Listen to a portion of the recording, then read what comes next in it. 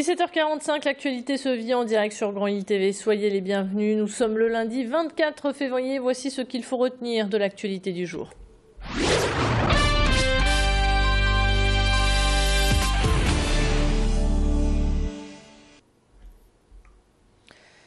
À la une de l'actualité, la mise en examen du chauffard suspecté d'avoir renversé une fillette. Vendredi soir, une enfant issue de la communauté rome a été fauchée mortellement par une voiture à ronques. L'auteur de ce dramatique accident a pris la fuite avant de se rendre en état d'ébriété au commissariat de police. L'homme âgé d'une trentaine d'années a été mis en examen pour homicide par imprudence aggravée, pour conduite sous état alcoolique et délit de fuite. La fillette venait de souffler ses 7 bougies et jouait avec sa sœur au moment du drame, à proximité du campement où elles étaient toutes les deux hébergées. La communauté urbaine et la ville de Ronques prendront en charge le rapatriement du corps en Roumanie. On enchaîne avec une actualité bien plus légère. Florent Ladenne vient de décrocher sa toute première étoile au guide Michelin, une consécration pour le chef de l'auberge du Vermont à Boschep. En 2011, le finaliste de l'émission Top Chef saison 4 avait déjà été récompensé par le Goemio. Mais soyez rassurés, cette étoile ne fera pas grimper les prix pour autant. Le chef tient à garder l'esprit très convivial de son établissement.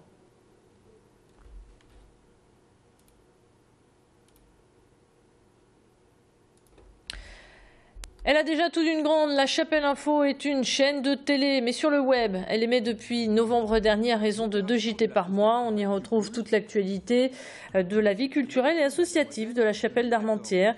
Derrière cette web TV, il y a un seul homme au nom de Jean-François Devos. Cet autodidacte réalise sur son temps libre les reportages et toute la technique qui suit. Ce salarié en communication d'un établissement de santé a même aménagé un studio au fond de son jardin composé de logiciels et montages professionnels.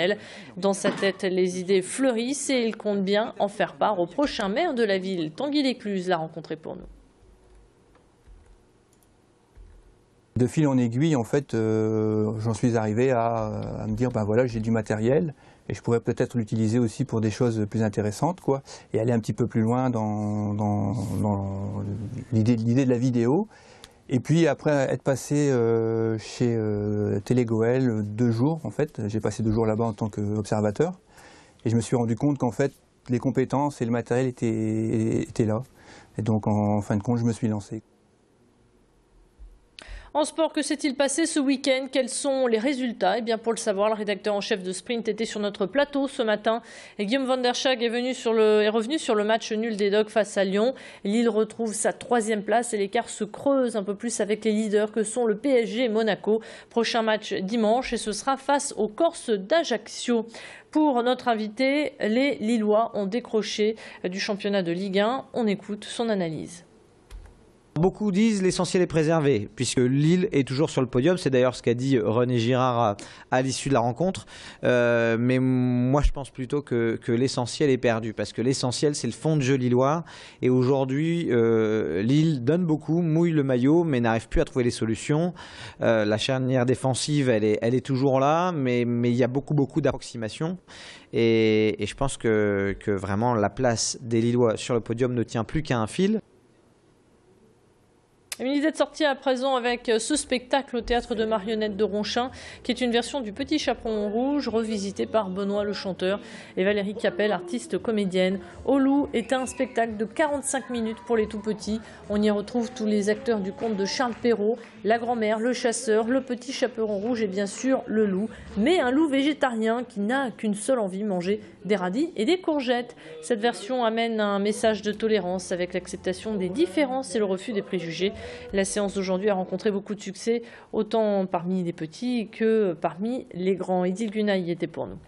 Très bien, très bien. On a l'habitude de voir Benoît et celui-là est encore magnifique. J'ai pensé que c'était beau. Normalement, un loup, c'est méchant, et là, il était gentil. Le petit loup, il est gentil.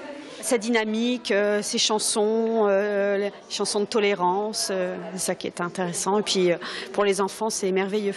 Je voudrais qu'elle soit aussi tolérante et que ce message passe bien pour elle. C'est important.